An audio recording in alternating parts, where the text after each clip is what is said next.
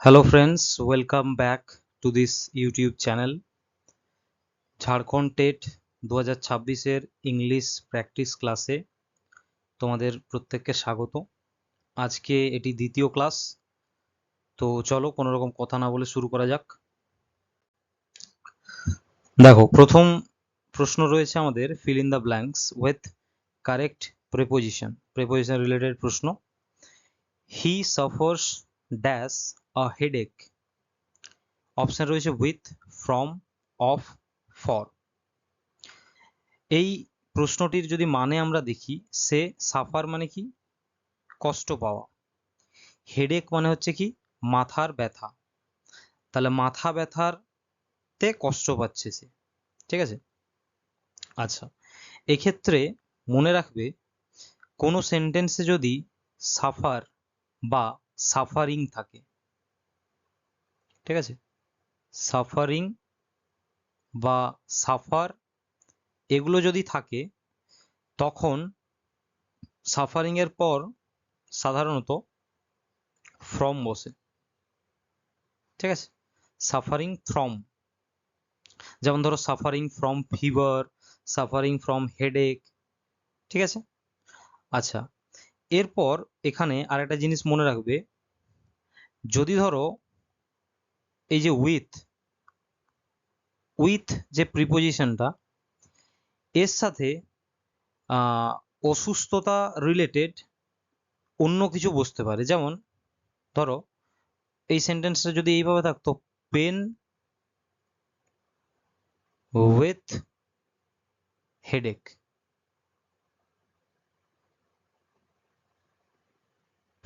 Pen with headache. বা যদি of থাকে, এই অফ প্রিপোজিশন কিভাবে অসুস্থতা রিলেটেড ইউজ হয়, কোনো একটি নির্দিষ্ট রোগের কথা যদি বলা হয় তখন অফ হয়। যেমন ধরো দ্য ম্যান, যদি আছে কোনো সেন্টেন্স, দ্য ম্যান ডায়েড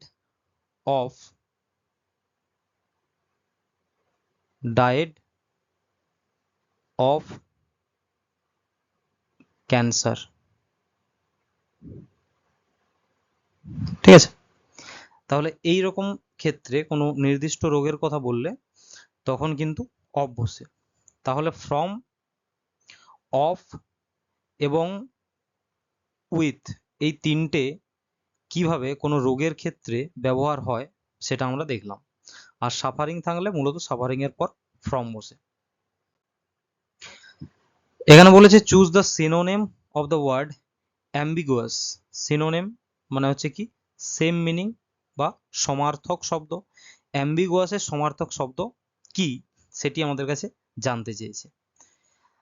আমাদের প্রথম অপশন আছে, দেখো, ক্লিয়ার। ক্লিয়ার মানে কি, ক্লিয়ার মানে হচ্ছে স্পষ্ট, তাই তো, স্পষ্ট, ক্লিয়ার। এরপর ধরো অ্যাম্বিগুয়াসের যদি আমরা মানে করি, অ্যাম্বিগুয়াস মানে কি না, অ্যাম্বিগুয়াস মানে হচ্ছে যা স্পষ্ট নয়, যা স্পষ্ট নয়, ঠিক আছে, যা স্পষ্ট নয়। আর ক্লিয়ার মানে হয়ে গেল স্পষ্ট, তাহলে ক্লিয়ার তো এর অপোজিট মিনিং হয়ে যাচ্ছে, অ্যান্টোনিম হয়ে যাচ্ছে, ক্লিয়ার হলো না। ডাইরেক্ট মানে কি, ডাইরেক্ট মানে হচ্ছে সরাসরি, তাই তো, সরাসরি। সরাসরিও কিছুটা বোঝাচ্ছে কি, স্পষ্ট ভাবে। সরাসরি ভাবে মানে কি, অ্যাকচুয়ালি স্পষ্ট ভাবে, তার মানে সরাসরির মানেটাও অপোজিট মিনিং কিছুটা হচ্ছে, তাই না।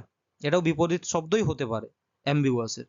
আচ্ছা, ফ্র্যাঙ্ক মানে কি, ফ্র্যাঙ্ক, সে খুব ফ্র্যাঙ্ক মানে কি, সে খুব খোলামেলা স্বভাবের, খোলামেলা স্বভাবের যে, তাকে আমরা ফ্র্যাঙ্ক বলি।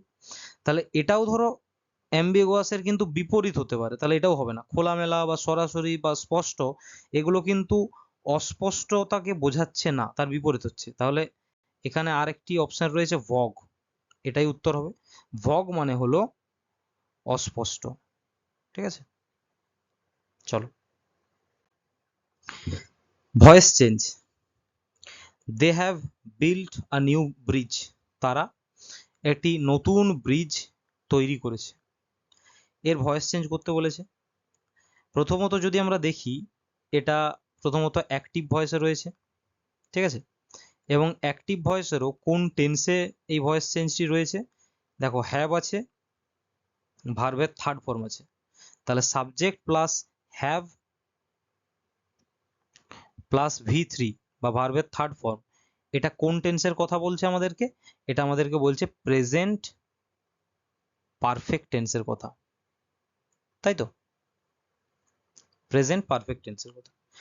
এই প্রেজেন্ট পারফেক্ট টেন্সকে যখন আমরা প্যাসিভ ভয়েসে চেঞ্জ করব, এর প্যাসিভ করার সময় এর প্যাসিভে রূপান্তরের ক্ষেত্রে কি পরিবর্তন হয়, এর পরিবর্তন হচ্ছে হ্যাভ এবং হ্যাজ যাই থাক না কেন, হ্যাভ বা হ্যাজ তার সাথে বিন যোগ হয় প্যাসিভে, ঠিক আছে, এবং ভার্বের পাস্ট পার্টিসিপল বা ভার্বের থার্ড ফর্ম যেটাকে আমরা বলি সেটা বসে মূলত।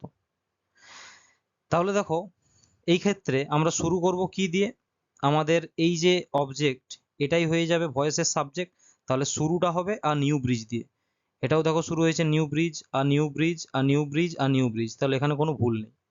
দ্বিতীয়ত কি বললাম আমরা, হ্যাভ বা হ্যাজ বসবে, তার সাথে বিন বসবে, এরপর নিউ ব্রিজ এটা সিঙ্গুলার, তার মানে এর সাথে বসবে কি হ্যাজ, তাহলে নিউ ব্রিজ ইজ বাদ হলো না, আর নিউ ব্রিজ ওয়াজ হবে না, আর নিউ ব্রিজ হ্যাজ আর নিউ ব্রিজ হ্যাজ দুটোতে হ্যাজ রয়েছে, তার মানে এতটা অবধি ঠিক আছে এই দুটো। তারপরে বলা হচ্ছে হ্যাজের পর বিন বসবে, দেখো কোথায় বিন বসেছে, এখানে বিন বসেছে, এখানে বিং বসেছে, তাহলে এটাও হবে না, option C is the correct answer. পরবর্তী প্রশ্ন দেখো, চুজ দ্য কারেক্ট স্পেলিং, সঠিক স্পেলিংটাকে চুজ করতে বলেছে। এখানে যে ওয়ার্ডটি দেওয়া রয়েছে সেটা হচ্ছে প্রিভিলেজ, ঠিক আছে, প্রিভিলেজ কথার মানে কি, প্রিভিলেজ কথার মানে হলো বিশেষ সুবিধা, এবং মনে রাখবে এই প্রিভিলেজ ওয়ার্ডে কোথাও কিন্তু ডি থাকে না, প্রিভিলেজে কোনো ডি থাকে না। তাহলে প্রথম স্পেলিংটা দেখো, PRIVILEGE, PRIVILED আছে এখানে, বাদ দিলাম, PRIVELEGE, PRIVILLEGE না, প্রিভিলেজের সঠিক স্পেলিং হচ্ছে PRIVILEGE,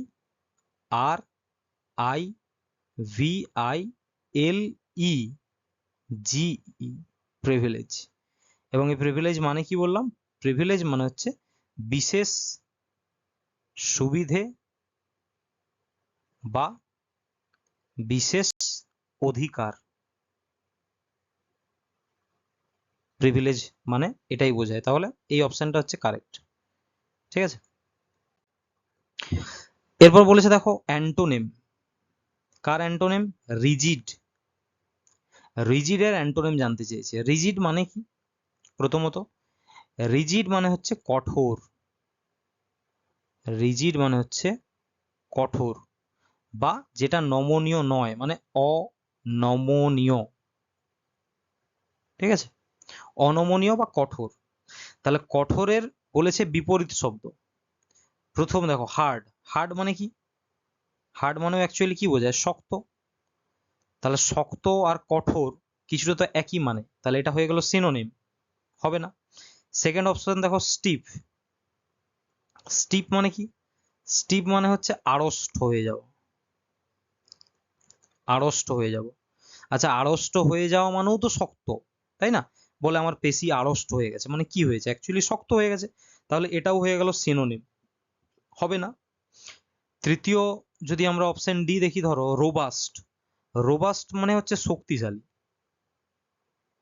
রোবাস্ট মানে হলো শক্তিশালী বা স্বাস্থ্যবানও বলা হয় এটাকে, ঠিক আছে, স্বাস্থ্যবান, শক্তিশালী বা স্বাস্থ্যবান মূলত। তাহলে এর সাথে তো রিজিডের কোনো সম্পর্কই নেই রোবাস্টের সাথে, তাহলে এটা হবেই না। পড়ে থাকলো কি ফ্লেক্সিবল, ফ্লেক্সিবল মানে কি, ফ্লেক্সিবল মানে হচ্ছে নমনীয়, ফ্লেক্সিবল মানে নমনীয়, তাহলে দেখো কঠোর তার বিপরীত হচ্ছে নমনীয়, তাহলে এটাই কারেক্ট অ্যান্সার হবে। পরের প্রশ্ন দেখো, identify the part of speech of the underline word, এখানে যে আন্ডারলাইন শব্দটি রয়েছে সেটি কোন পার্টস অফ স্পিচ হিসেবে ব্যবহৃত হয়েছে সেটি আমাদের কাছে জানতে চেয়েছে। সেন্টেন্সটি পড়ি আগে। She is a beautiful girl, সে একটি সুন্দরী মেয়ে। এরপর দেখো এই যে বিউটিফুল শব্দটি, এখানে যদি আমি দেখি গার্ল, এই গার্ল আসলে কি? এই গার্ল আসলে এই সেন্টেন্সে অবজেক্ট, এবং অবজেক্ট হওয়ার সাথে সাথে অবজেক্ট মানেই কি, এটা নাউন বা প্রোনাউন হবে। এখানে গার্ল যেহেতু আছে তার জন্য এটা নাউন। তাহলে এখানে ধরো এই বিউটিফুল ওয়ার্ডটা আসলে করছে কি, বলা হচ্ছে সে একটি সুন্দরী মেয়ে। তার মানে এই যে সুন্দরী শব্দটা, এটা এই মেয়েটার জন্য এখানে শব্দটাই ব্যবহার হয়েছে। তুমি যদি ধরো এই বিউটিফুল ওয়ার্ডটা সেন্টেন্সের মধ্যে না থাকতো, তখন হতো কি, সি ইজ আ গার্ল, সে একটি মেয়ে। কিন্তু যখন আমি বলছি she is a beautiful girl, তখন মানেটা হচ্ছে কি, সে একটি সুন্দরী মেয়ে। তার মানে সুন্দরী শব্দটি মেয়ে বা গার্লকে কি করছে, মডিফাই করছে বা বর্ণনা করছে গার্লকে, যে মেয়েটি কেমন, না মেয়েটি সুন্দরী। তাহলে এই গার্ল শব্দটিকে বর্ণনা করেছে। তাহলে যে নাউনকে বর্ণনা করে, গার্ল তো নাউন, তাহলে নাউনকে যে বর্ণনা করে তাকে বলা হয় কি, তাকে বলা হয় অ্যাডজেক্টিভ। ঠিক আছে, বোঝা গেল? আচ্ছা, এখানে যদি দেখো আরো একটি শব্দ রয়েছে, সেটা হলো কি, সেটা হচ্ছে ভেরি। দেখো বিউটিফুলের আগে ইউজ হয়েছে very, she is a very beautiful girl. যদি এই ভেরিটিকে দেখো তুমি, ভেরি এখানে কাজ করেছে কিসের মতো, ভেরি কাজ করেছে অ্যাডভার্বের মতো। কেন অ্যাডভার্বের মতো কাজ করেছে? কারণ ধরো সে হয় খুব সুন্দরী, তার মানে এই যে খুব শব্দটা কাকে মডিফাই করছে বা কাকে বর্ণনা করছে, সুন্দরীকে। তার মানে অ্যাডভার্ব এখানে বর্ণনা করছে বিউটিফুলকে।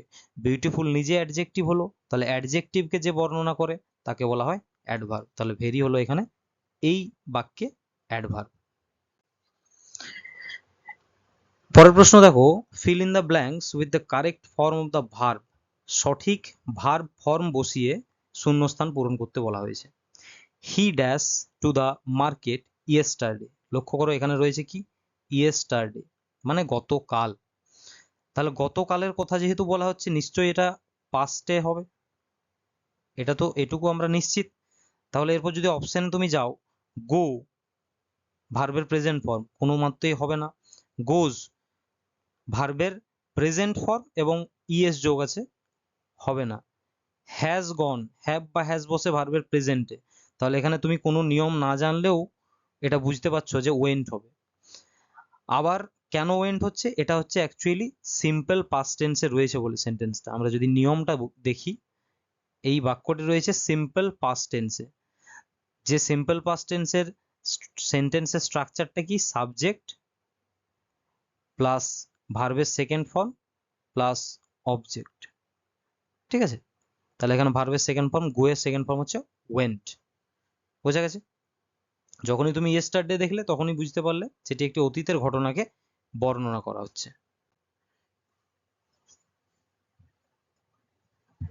এখানে দেখো ওয়ান ওয়ার্ড সাবস্টিটিউশনের একটি প্রশ্ন দিয়েছে, মানে এক কথায় প্রকাশ। ওয়ান ওয়ার্ড সাবস্টিটিউশন মানে হচ্ছে এক কথায় প্রকাশ। এইখানে এই ফ্রেজটির এক কথায় প্রকাশ করতে হবে। A person who is incapable of making mistakes. Incapable মানে হচ্ছে যে করে না, মানে এমন একজন ব্যক্তি যে কখনো ভুল করে না। ঠিক আছে, এমন একজন ব্যক্তি যে ভুল করে না, মানে ভুল না করা একজন ব্যক্তি। কি কি অপশন আছে দেখো, ইনকরিজেবল, ইনফ্যালিয়েবল, ইররেসপ্রোচেবল, আর হচ্ছে ইমপিসেবল। সবগুলোর আগেই ইর বা ইম বা ইন যোগ করা আছে, তার মানে প্রত্যেকটাই নেগেটিভ সেন্সেই কিন্তু ব্যবহার হয়েছে, প্রেফিক্স যোগ হয়েছে। এরপর আমাদেরকে প্রথমত বুঝতে হবে এদের মানেগুলো কি। ঠিক আছে, এই যে ইনকরিজেবল এই শব্দটি যদি দেখো, ইনকরিজেবল, করিজেবল মানে হচ্ছে, করিজেবল কথার মানে হলো সংশোধনযোগ্য। তাহলে তার আগে ইন যুক্ত আছে, মানে মানেটা কি হবে, যা সংশোধন করা যায় না, মানে অসংশোধনীয় কোনো জিনিস, অসংশোধনীয় মানে যা সংশোধন করা যায় না, সেটাকে বলা হচ্ছে ইনকরিজেবল। ঠিক আছে। দ্বিতীয়, ইনফ্যালিয়েবল। ইনফ্যালিবল, ইনফ্যালিয়েবল কথার মানে হচ্ছে নির্ভুল। ঠিক আছে, ইনফ্যালিয়েবল মানে হচ্ছে নির্ভুল, ফ্যালিয়েবল মানে ভুল বা বিভ্রান্তি, আর ইনফ্যালিয়েবল মানে হচ্ছে নির্ভুল। 3 নম্বর অপশনে যদি আমরা যাই, ইররেপ্রোচেবল। ঠিক আছে, আচ্ছা, এর মানেও কিন্তু নির্দোষ ব্যক্তি। নির্দোষ ব্যক্তি একজন যাকে কোনোভাবে মানে দোষ দেওয়া বা তিরস্কার করা যায় না, তাকে বলা হয় ইররেপ্রোচেবল। আর ইমপেসেবল, ইমপেসেবল কথাটির অর্থ হলো নিখুঁত বা ত্রুটিহীন, নিখুঁত বা ত্রুটিহীন। এরপর আমাদের ওয়ান ওয়ার্ড সাবস্টিটিউশনের মানে ছিল কি, যে কখনো ভুল করে না, নির্ভুল একজন ব্যক্তি। তাহলে এখানে নির্ভুল ব্যক্তির কথা বলছে কে, ইনফ্যালিয়েবল। এই অপশনটার সাথেই আমরা যাব। দেখো বাকি অপশনগুলোর মিনিং কিন্তু কিছুটা কাছাকাছি, নির্দোষ বা নিখুঁত, এই দুটো আমি প্রথমেরটাকে যদি বাদও দিই, এই দুটোর অপশনের মানে মানেগুলো কিন্তু প্রায় কাছাকাছি, কিন্তু এই অপশনটার মানেটা একদম অ্যাপ্রোপ্রিয়েট, সেই জন্য আমরা এটার সাথে যাচ্ছি। এখানে বলেছে fill in the blank with correct article। Article মানেই আমাদের মাথায় আসবে কি, এ অথবা অ্যান অথবা দা। ঠিক আছে, এ অ্যান বা দা। He is dash M A. দেখো এগুলো হলো কিছুটা এক্সেপশনাল পয়েন্ট অফ ভিউতে থাকে। এই যে এম এ, এই দুটো ওয়ার্ড এম আর এ, ধরো এটার মানে আমরা জানি মাস্টার্স অফ আর্টস। এই এম এ যদি আমরা উচ্চারণ করি, যখন উচ্চারণের শুরুতে দেখো এম এ, এই এম এর উচ্চারণের আগেই কিন্তু এ এর উচ্চারণ আসছে। দেখো এম এ উচ্চারণ করে দেখো তুমি বারবার, এ এর উচ্চারণ আসছে। এবং এই এ অ্যাকচুয়ালি কি, ভাওয়েল সাউন্ড, তাই না? এ সাউন্ড তো ভাওয়েল সাউন্ড। তাহলে এখানে এম এ থাকা সত্ত্বেও যেহেতু এম এর উচ্চারণে এ উচ্চারণ আসছে, সেই জন্য এখানে বসে যাবে কি, এখানে ইউজ হবে অ্যান। কারণ আমরা ভাওয়েলের সাউন্ডের আগে কি বসাই, অ্যান বসাই, তাই তো।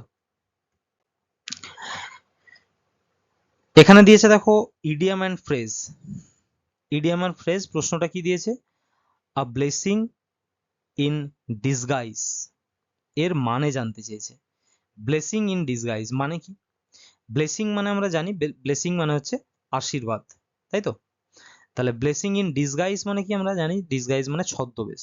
তাহলে ব্লেসিং ইন ডিসগাইজ মানে হচ্ছে ছদ্মবেশে আশীর্বাদ করা। কোনটা হবে? অপশনগুলো ভালো করে পড়ো। Something good that is not recognized at first. Recognize মানে হচ্ছে চিনতে না পারা, তাহলে ভালো কিছু যেটা আমরা প্রথমে চিনতে পারি না।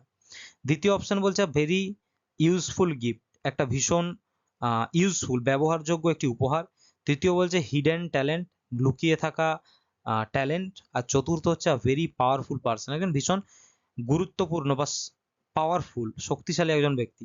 দেখো এই অপশনগুলোর কিন্তু মিনিং এর ধারে কাছেও যাচ্ছে না।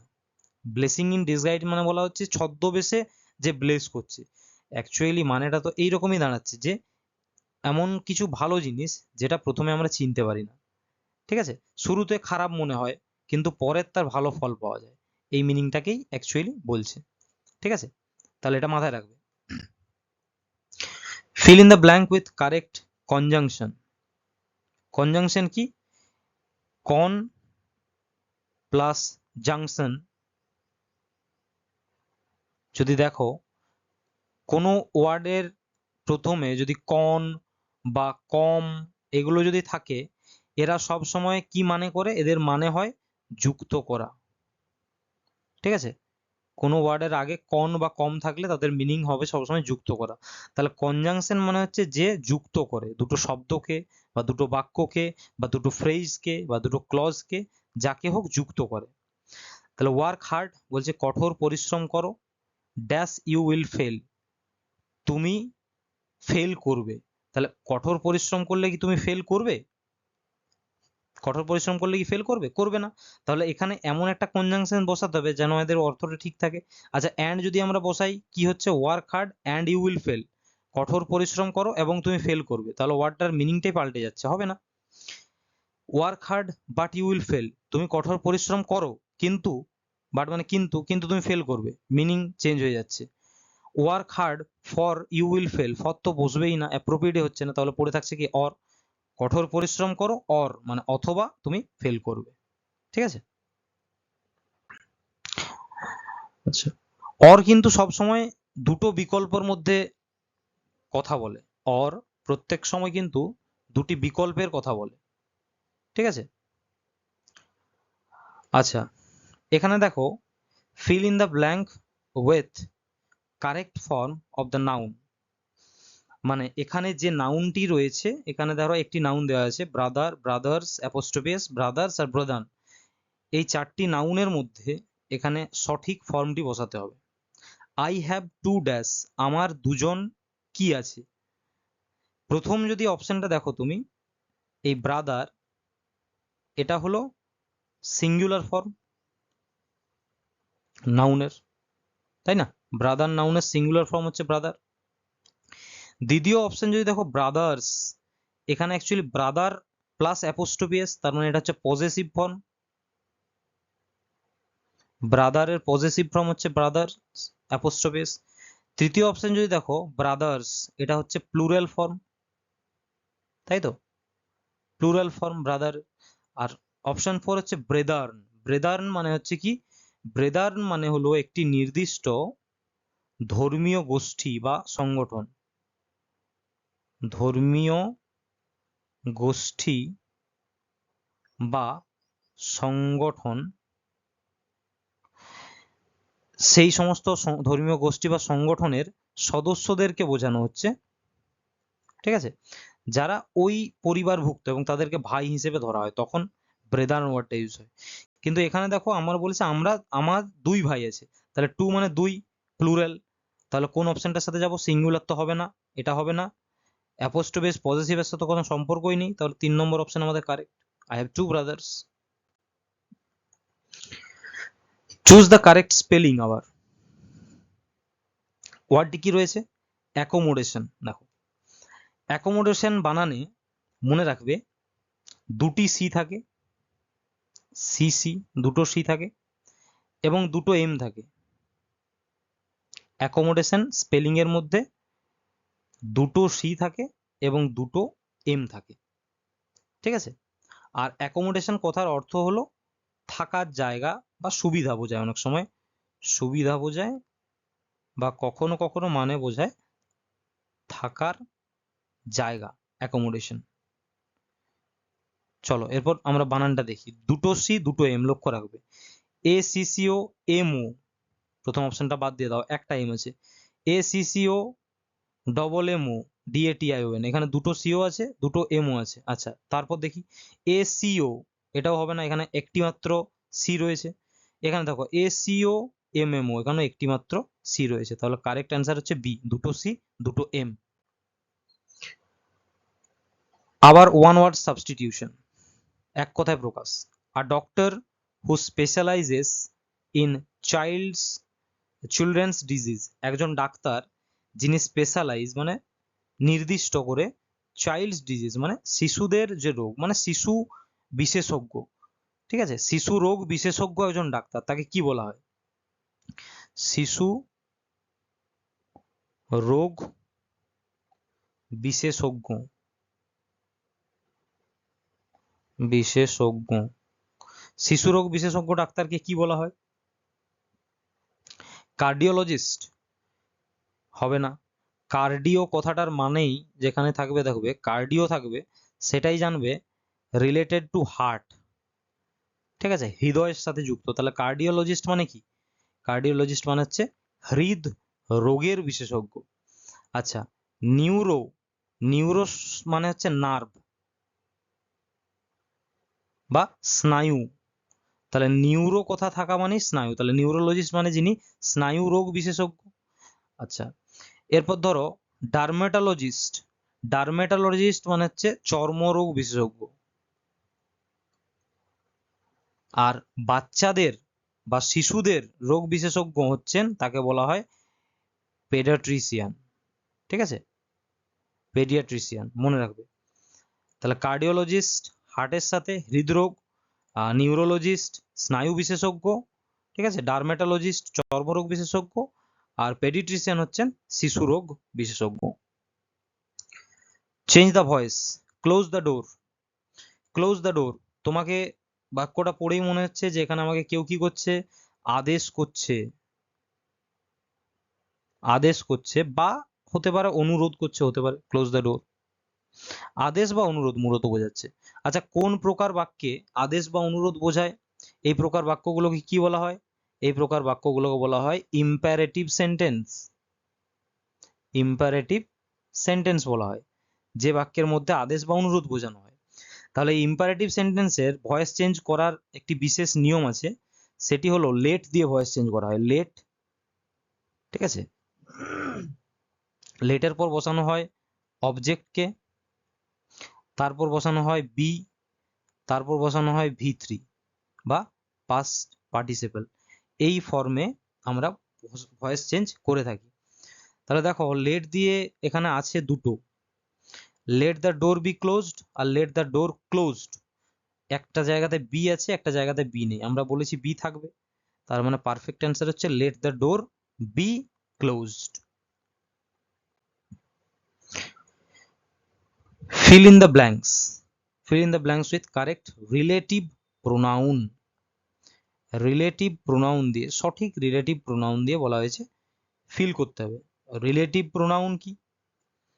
রিলেটিভ প্রোনাউন হচ্ছে যে সমস্ত প্রোনাউনগুলো রিলেট করে বাক্যের একটি পার্টের সাথে অন্য পার্টে। ধরো হু হতে পারে, সেটা হুম হতে পারে, মানে যে অপশনগুলো দেওয়া আছে, হুইচ হতে পারে, ঠিক আছে, যে অপশনগুলো দেওয়া আছে সবই আছে। এরপর তোমাকে বলা হয়েছে রিলেটিভ প্রোনাউন বসাও, কিন্তু কারেক্ট কোনটা সেটা বসাও। দ্য বয়, ছেলেটি, ড্যাশ কেম ইয়েস্টারডে, আমাদের বাড়িতে এসেছিল গতকাল, ইজ মাই ফ্রেন্ড, আমার বন্ধু। তাহলে ছেলেটি যে আমাদের বাড়িতে গতকাল এসেছিল, নিশ্চয়ই। হুম মানে কি? হুম মানে হচ্ছে কাকে বা যাকে। তাহলে ছেলেটি যাকে আমাদের বাড়িতে এসেছিল, এটা তো হবে না। দ্বিতীয়, যদি এখানে হুজে যাও, হুজ মানে কি? কার, এটাও হচ্ছে না। মানে হুইচ তো হবেই না অবজেক্টের ক্ষেত্রে বসে, হুইচ মানে কোনটি বোঝায় বা যেটি বোঝায়, এটা কোনো নন লিভিং বস্তুর ক্ষেত্রে ব্যবহার হয়, তাহলে এখানে হু হবে। The boy who came yesterday, ছেলেটি যে আমাদের বাড়িতে এসেছিল। আবার যদি দেখো এই যে হুম, এই হুম কিন্তু ব্যবহার হয় অ্যাকচুয়ালি সেন্টেন্সে অবজেক্টের মতো, ঠিক আছে, অবজেক্ট হিসেবে ব্যবহার হয়, তাহলে ও তো হবেই না তো সাবজেক্ট হিসেবে এখানে। Fill in the blank with correct tense form, সঠিক ভার্ব ফর্ম দিয়ে ফিল করতে হবে। The sun dash in the east, সূর্য dash rise rises is rising rose. আচ্ছা দেখো, এই বাক্যটি যদি পড়ো, সূর্য তো প্রতিদিনই পূর্ব দিকেই ওঠে, ওঠে কি না? ওঠে। এই ধরনের যে বাক্যগুলো যেগুলোতে কোনো চিরন্তন সত্য বোঝায়। আচ্ছা, চিরন্তন সত্য মানে কি? চিরন্তন সত্য মানে এটা সব দিনের জন্য সত্য এবং পৃথিবীর বা পৃথিবীর বাইরে মহাকাশে চলে গেলেও এটা সত্যই থাকবে।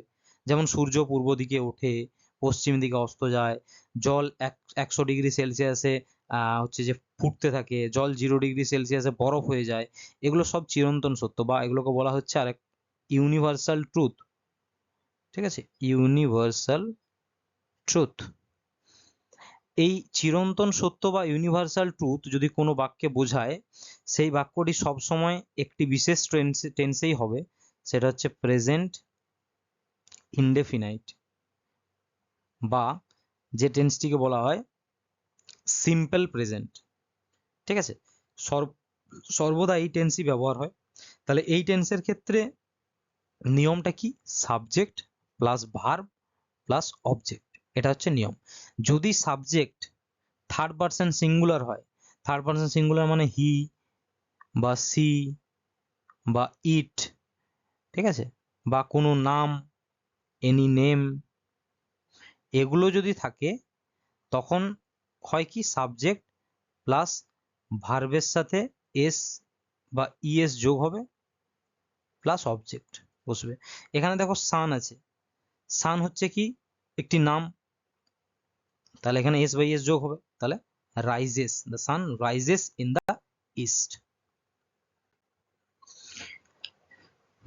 Idiom and phrase, bite the bullet এর মানে জানতে চেয়েছে। bite the bullet, bite the bullet মানে হলো এমন কোনো ঘটনা, মানে খারাপ ঘটনা, অ্যাকচুয়ালি এমন কোনো খারাপ ঘটনা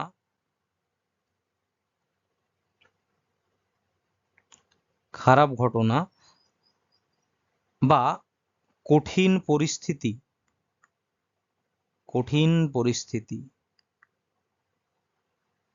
তাহলে এমন কোনো খারাপ ঘটনা বা কঠিন পরিস্থিতি যা মেনে নেওয়া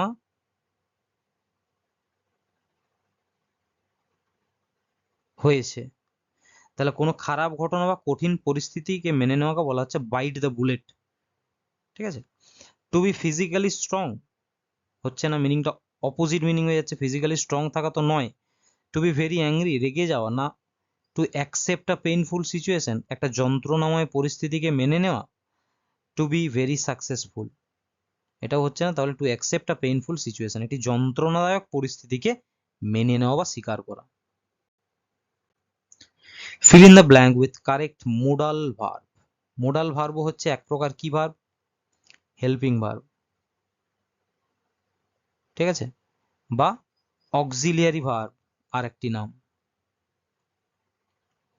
তাহলে মোডাল ভার্ব হচ্ছে এক প্রকার মোডাল হেল্পিং ভার্ব বা অক্সিলিয়ারি ভার্ব। এখানে পারফেক্ট মোডাল ভার্ব বসাতে বলেছে। You dash submit your application before the deadline. তাহলে ডেডলাইন বা নির্দিষ্ট সময়ের আগে তোমাকে তোমার অ্যাপ্লিকেশনটা কি করতে হবে? সাবমিট করতে হবে, মানে বাধ্যতামূলক, করতেই হবে। মনে রাখবে, যখন কোনো কাজ করার জন্য কোনো বাধ্যবাধকতা থাকে, বাধ্যবাধকতা মানে করতেই হবে, বাধ্যবাধকতা যদি থাকে তখন অলওয়েজ সেন্টেন্সে মাস্ট বসবে। ঠিক আছে। মানে ধরো কোনো এই যে ডেডলাইনের আগে একটি জিনিসকে জমা দেওয়া, তার মানে এটা বাধ্যতামূলক, তোমাকে করতেই হবে। সেই জন্য এখানে আমরা মাস্ট অপশনটির সাথে যাব। তাহলে you must submit your application before the deadline. আচ্ছা, বাকি যেগুলো আছে ধরো ক্যান, এই ক্যান দিয়ে কি বোঝানো হয়? ক্যান দিয়ে বোঝানো হয় কোনো ক্ষমতা। যেমন আই ক্যান ডু ইট, আমি এটা করতে পারবো, তার মানে আমার ক্ষমতা আছে এটা করার। মে বোঝায় কি? মে দিয়ে বোঝানো হয় সম্ভাবনাকে। ঠিক আছে, সম্ভাবনা বা অনুমতি, অনেক সময় অনুমতিও বোঝানো হয় মে দিয়ে। May I come in, you may do it. আর মাইট হচ্ছে সম্ভাবনাটাও কিন্তু কম, খুব ক্ষীণ সম্ভাবনা। ঠিক আছে, ক্ষীণ সম্ভাবনা বোঝায় মাইট দিয়ে। তার মানে মেতে যে সম্ভাবনাটা বোঝায় সেটা বেশি, মাইটের সম্ভাবনাটা তুলনামূলক একটু কম।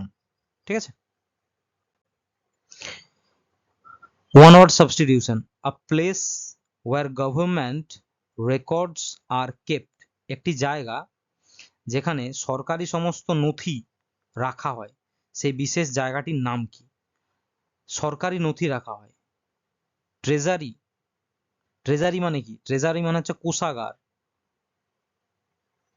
কোষাগার, কোষাগার মানে যেখানে টাকা পয়সা রাখা হয়, তাই না? ট্রেজারি মানে হচ্ছে কোষাগার, যেখানে সরকারি অর্থ রাখা হয়। লাইব্রেরি মানে কি? লাইব্রেরি মানে আমরা জানি গ্রন্থাগার। গ্রন্থাগারে কি রাখা হয়? বই রাখা হয়, তাই তো। মিউজিয়াম, মিউজিয়াম মানে কি? জাদুঘর। মিউজিয়াম মানে হচ্ছে জাদুঘর। জাদুঘরে কি রাখা হয়? ঐতিহাসিক বা বৈজ্ঞানিক বিভিন্ন নিদর্শন পাওয়া যায়। কিন্তু বলা হচ্ছে গভর্নমেন্ট রেকর্ড রাখা হয় কোথায়? না, আর্কাইভে।